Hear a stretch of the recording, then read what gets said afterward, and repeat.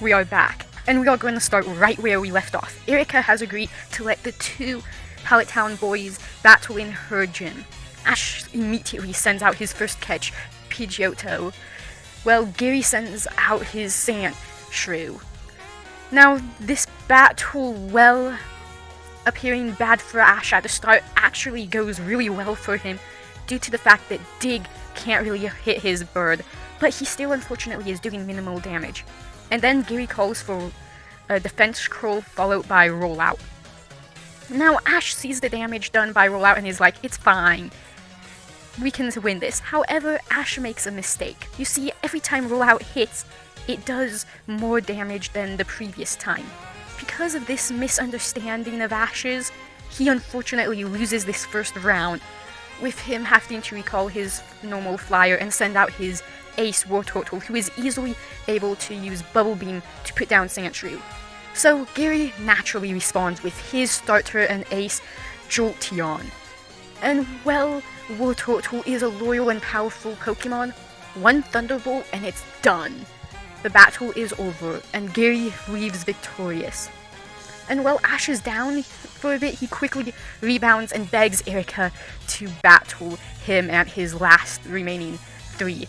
So Erika agrees to this, and the battle starts with Tangela versus Bulbasaur. Bulbasaur does land a poison powder, but in the end, Ash is still not used to battling with Bulbasaur, and Bulbasaur unfortunately loses. So he sends out his Nidoran, who battles diligently and is able to put down the grass type. However, this cannot be said for Weepinbell, as, well, Nidoran was able to use Poison Sting and Peck. Here, only Peck does anything. And so, unfortunately, the Poison type is defeated. So, Ash sends out his Charmander, who is able to defeat the Weepinbell with an Ember. And then out comes Gloom.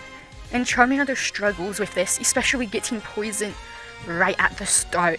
But Ash is cheering it on, and Charmander has been training with Wartortle. Charmander is not here to lose, so a Glow consumes it. And Charmeleon's Flamethrower is more than enough to handle Gloom. Meanwhile, Gary is feeling pretty confident as he approaches the Fuchsia City gym. I mean, his team is almost complete, and all of his Pokemon, except for Sandshrew, are fully evolved, and Sandshrew still can hold its own against most of his Pokemon. But he's especially happy because his Pokemon have been evolved since before his gym battle against Erika. His team has had more than enough training and is more than ready for this. Ash, however, is not having the best time against Sabrina, as, well, in Gary's battle, his Jolteon was too fast for Abra to evolve. Wartortle is not quite as fast as Jolteon, so it's facing down a Kadabra.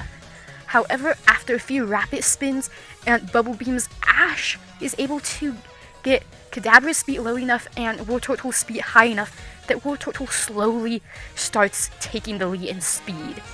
And with this, Wartortle is able to land super effective bites, just barely winning Ash the Marsh Badge.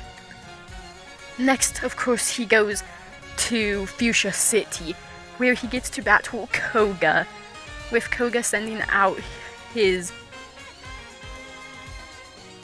Venomoth and Ash going for Charmeleon. Charmeleon gets poisoned, but is able to finish the battle with a Flamethrower.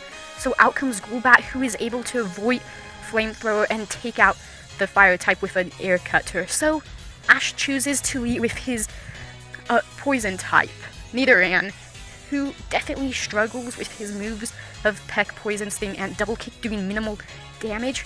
But, well, this is his first battle against something he doesn't have a type advantage against. He doesn't want to be the weak link, so he keeps pushing and pushing until finally, with a Double Kick, he takes down the bat. And then a Glow covers him, and he evolves into a Nidoran.